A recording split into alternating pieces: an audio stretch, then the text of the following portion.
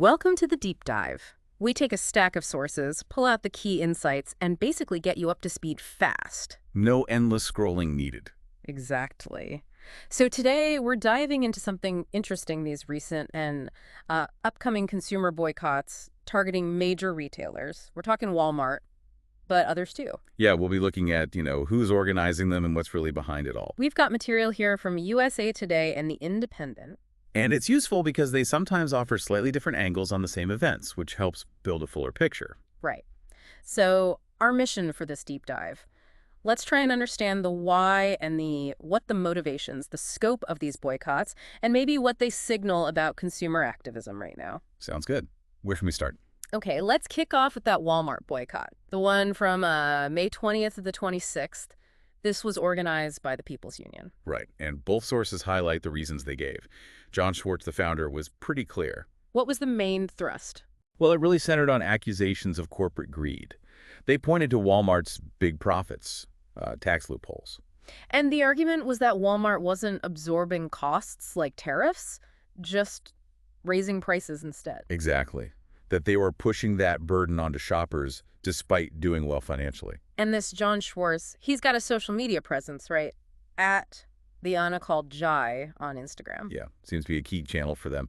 And it's important to note, as USA Today mentioned, this wasn't the first time recently. Right. There was another one-week boycott against Walmart back in April. Also by the People's Union. So it suggests, a bit of a sustained campaign. Okay.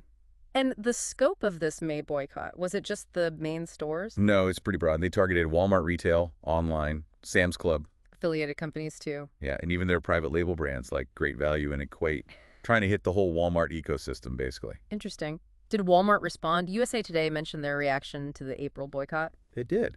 Walmart put out a statement basically highlighting their role as a big corporate taxpayer contributing to the economy. Kind of positioning themselves as a positive force. Pretty much. Yeah. Emphasizing their commitment to Americans and community upliftment, standard corporate response playbook, perhaps. But it doesn't directly tackle the price increase accusations, does it? Not really. It sidesteps the specific points raised by the People's Union about, profits versus prices.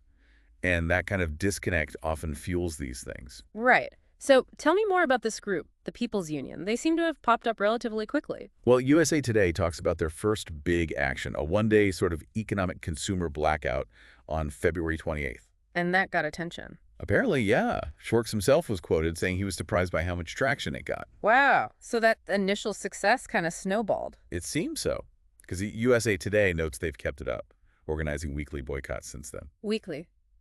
Against who? Well, they've also targeted Amazon and Nestle, among others. It looks like a very structured, ongoing effort. And they're not stopping. They have more planned, right? Definitely. They've announced upcoming actions.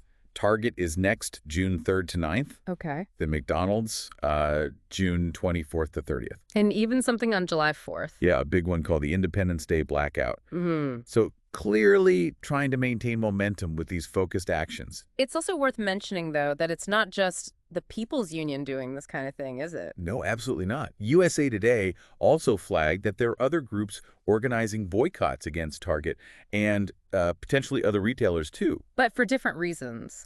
Yeah, those seem specifically focused on protesting what they see as companies backing away from DEI, diversity, equity, and inclusion initiatives.